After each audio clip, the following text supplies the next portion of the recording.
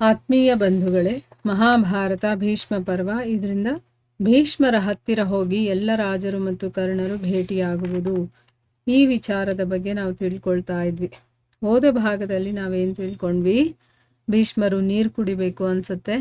ಆಗ ರಾಜರು ಬೇರೆ ನೀರನ್ನೆಲ್ಲ ತಂದುಕೊಡ್ತಾರೆ. ಆದರೆ ಅವರು ನನಗೆ ಈ ಪೃಥ್ವಿಯ ಮೇಲೆ ಭೋಗಿಸಿರುವಂಥ ನೀರು ಬೇಡ ಅಂತಂದ್ಬಿಟ್ಟು ಅರ್ಜುನನನ್ನು ಕರೆದು ನಾನು ನೀರು ಕುಡಿಬೇಕು ಅಂದಾಗ ಅವನು ಬಾಣವನ್ನು ಬಿಟ್ಟು ಭೂಮಿಯಿಂದನೇ ಒಂದು ಅಮೃತಮಯವಾಗಿರುವಂತಹ ನೀರನ್ನು ಬರೆಸ್ತಾನೆ.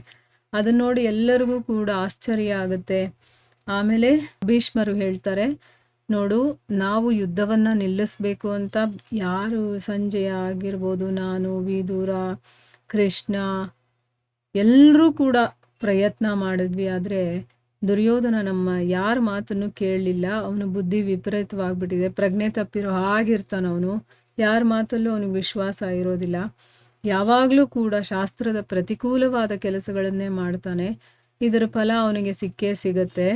ಭೀಮಸೇನನ ಬಲದಿಂದ ಅವನು ಅಪಮಾನಿತನಾಗಿ ಅವನು ಕೊಲ್ಲಲ್ಪಡ್ತಾನೆ. ಮತ್ತು ಇದೇ ರಣಭೂಮಿಯಲ್ಲಿ ಅವನು ಶಾಶ್ವತವಾಗಿ ಮಲಗಿರ್ತಾನೆ ಅಂತೆಲ್ಲ ಹೇಳ್ತಾರೆ. ಭೀಷ್ಮರ ಈ ಮಾತನ್ನು ಕೇಳಿ ದುರ್ಯೋಧನನ ಮನಸ್ಸಿಗೆ ತುಂಬ ದುಃಖವಾಗುತ್ತೆ. ಅಂದರೆ ನನ್ನ ಬಗ್ಗೆ ಈ ರೀತಿ ಮಾತಾಡ್ತಾ ಇದ್ದಾರಲ್ಲ ಅಂತ ಬೇಜಾರಾಗುತ್ತೆ ಅವನಿಗೆ. ಅದನ್ನು ನೋಡಿ ಪಿತಾಮಹರು ಹೇಳ್ತಾರೆ, ರಾಜನೇ, ಕೋಪವನ್ನು ಬಿಡು, ನನ್ನ ಮಾತಿನ ಕಡೆ ನೀನು ಗಮನ ಕೊಡು. ನೀನೇ ಇದನ್ನೆಲ್ಲ ನೋಡಿದೆಯಲ್ಲ, ಅರ್ಜುನ ಯಾವ ರೀತಿ ಶೀತಲ, ಮಧುರ ಮತ್ತು ಸುಗಂಧಿತ ಜಲದ ಧಾರೆಯನ್ನು ಪ್ರಕಟಿಸಿದ್ದಾನೆ ಅಂತಂದ್ಬಿಟ್ಟು. ಈ ರೀತಿಯ ಪರಾಕ್ರಮವನ್ನು ಮಾಡುವಂಥವನು ಈ ಜಗತ್ತಲ್ಲಿ ಬೇರೆ ಯಾರೂ ಇಲ್ಲ.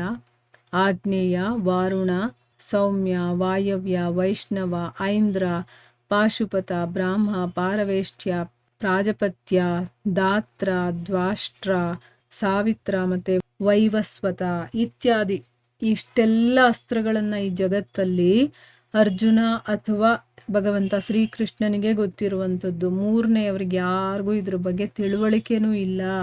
ಅದಕ್ಕೋಸ್ಕರ ಅರ್ಜುನನನ್ನು ಯಾವ ರೀತಿಯಲ್ಲೂ ಕೂಡ ಯುದ್ಧದಲ್ಲಿ ಗೆಲ್ಲೋದು ಅಸಂಭವ. ಅಂದರೆ ತುಂಬಾ ಶ್ರೇಷ್ಠವಾಗಿರುವಂತಹ ಅಸ್ತ್ರಗಳೆಲ್ಲ ಅರ್ಜುನನಿಗೆ ಗೊತ್ತಿದೆ ಅಂತಂದ್ಬಿಟ್ಟು ಅವನನ್ನು ಗೆಲ್ಲೋದಕ್ಕೆ ಸಾಧ್ಯನೇ ಇಲ್ಲ, ಅಸಂಭವ ಅಂತ ಹೇಳಿದ್ದಾರೆ.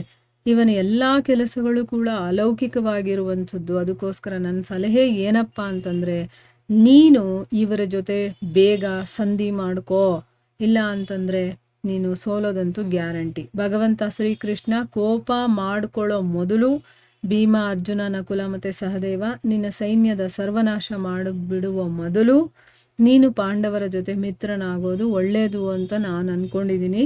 ನನ್ನ ಮರಣದ ಜೊತೆಗೆ ಈ ಯುದ್ಧನ ಸಮಾಪ್ತಿ ಮಾಡಿಬಿಡು.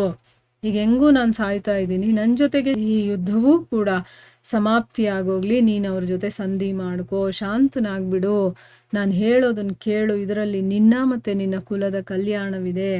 ಅರ್ಜುನ ಯಾವ ರೀತಿಯ ಪರಾಕ್ರಮವನ್ನು ತೋರಿಸಿದಾನೋ ಅದು ನಿನ್ನನ್ನು ಸಚೇತಗೊಳಿಸೋದಕ್ಕೆ ಸಾಕಷ್ಟು ಮಾತ್ರ ಅಂತ ಹೇಳ್ತಾ ಇದ್ದಾರೆ. ಅಂದರೆ ಅವನು ಎಷ್ಟು ಪರಾಕ್ರಮಿ ಅನ್ನೋದಕ್ಕೆ ಇದು 1-2-3 ಉದಾಹರಣೆಗಳು ಸಾಕು. ಆ ಪರಾಕ್ರಮವನ್ನು ತೋರಿಸಿದಾನೆ, ಅದನ್ನು ನೋಡಾದರೂ ನೀನು ಎಚ್ಚೆತ್ಕೋ ಈಗ ಅಂತ ಅಂದ್ಬಿಟ್ಟು. ಈಗ ನಿಮ್ಮಲ್ಲಿ ಪರಸ್ಪರ ಪ್ರೇಮ ಭಾವ ಅನ್ನೋದು ಹೆಚ್ಚಾಗಲಿ, ಮತ್ತು ಉಳಿದಿರುವಂಥ ರಾಜರ ಜೀವನದ ರಕ್ಷಣೆಯಾಗಲಿ. ಈಗ ಸತ್ತಿರೋರನ್ನ ನಾವೇನು ಮಾಡೋಕ್ಕಾಗಲ್ಲ, ಇನ್ನು ಮಿಕ್ಕಿರೋ ರಾಜರಾದರೂ ಉಳ್ಕೊಳ್ತಾರೆ. ಈಗಲಾದರೂ ನೀನು ಸಂಧಿ ಮಾಡ್ಕೋ ಅಂತ ಹೇಳ್ತಾ ಇರೋದು. ಪಾಂಡವರಿಗೆ ಅರ್ಧ ರಾಜ್ಯವನ್ನು ಕೊಟ್ಬಿಡು, ನೀನೇನು ಪೂರ್ತಿ ರಾಜ್ಯವನ್ನು ಕೊಡಬೇಡ, ಅರ್ಧ ರಾಜ್ಯವನ್ನು ಅವರು ಕೊಟ್ಬಿಡು. ಯುಧಿಷ್ಠಿರ ಇಂದ್ರಪ್ರಸ್ಥಕ್ಕೆ ಹೊರಟು ಹೋಗಲಿ. ಎಲ್ಲ ರಾಜರು ಕೂಡ ಪ್ರೇಮಪೂರ್ವಕವಾಗಿ ಒಬ್ಬರನ್ನೊಬ್ಬರು ಭೇಟಿಯಾಗಲಿ. ಒಂದೇ ಮಗನೊಡನೆ ತಂದೆ ಮಗನ ಜೊತೆ, ಮಾವ ಅಳಿಯನ ಜೊತೆ, ಸೋದರರ ಜೊತೆ ಸೇರ್ಕೊಂಡಿರ್ಲಿ ಬಿಡು. ಈಗೇನಾಗಿದೆ ಅಂದರೆ ತಂದೆ ಮಗನ ಜೊತೆ ಯುದ್ಧ ಮಾಡ್ತಾ ಇದ್ದಾನೆ, ಮಾವ ಅಳಿಯನ ಜೊತೆ ಯುದ್ಧ ಮಾಡ್ತಾ ಇದ್ದಾನೆ, ಮತ್ತು ಅಣ್ಣ ತಮ್ಮಂದರು ತಮ್ಮಲ್ಲೇ ಹೊಡೆದಾಡ್ಕೊಳ್ತಾ ಇದ್ದಾರೆ. ಅದಕ್ಕೆ ನೀನೊಬ್ಬ ಇವಾಗ ಸಂಧಿ ಮಾಡಿಕೊಂಡ್ರೆ ಇವರೆಲ್ಲರೂ ಕೂಡ ಕ್ಷೇಮವಾಗಿರ್ತಾರೆ. ನೀನೇನಾದರೂ ಮೋಹವಶನಾಗಿ ಅಥವಾ ಮೂರ್ಖತೆಯ ಕಾರಣದಿಂದ ನನ್ನ ಈ ಸಮಯೋಚಿತವಾದ ಮಾತಿನ ಕಡೆ ನೀನು ಗಮನ ಏನಾದರೂ ಕೊಡಲಿಲ್ಲ ಅಂತಂದರೆ ಕೊನೆಯಲ್ಲಿ ಪಶ್ಚಾತ್ತಾಪ ಪಡಬೇಕಾಗತ್ತೆ, ಎಲ್ಲ ನಾಶ ಆಗಿಬಿಡುತ್ತೆ. ಇದು ನಾನು ನಿನಗೆ ನಿಜವನ್ನೇ ಹೇಳ್ತಾ ಇದ್ದೀನಿ. ಅಂದರೆ ಸಾಯ್ತಾ ಇರುವಂಥ ಮನುಷ್ಯ ಸುಳ್ಳು ಹೇಳಲ್ಲ ಅಂತ ಹೇಳ್ತಾರಲ್ವಾ. ಸೊ ಅದಕ್ಕೋಸ್ಕರ ನಾನು ನಿನಗಿವಾಗ ನಿಜಾನೇ ಹೇಳ್ತಾ ಇದ್ದೀನಿ. ನನ್ನ ಮಾತು ಕೇಳಿ ನೀನು ಸಂಧಿ ಮಾಡಿಕೊಂಡ್ರೆ ಎಲ್ಲರೂ ಚೆನ್ನಾಗಿರ್ತಾರೆ. ಈಗ ಉಳಿದಿರೋರಾದರೂ ಚೆನ್ನಾಗಿರ್ತಾರೆ, ನೀನು ಚೆನ್ನಾಗಿರ್ಬೋದು.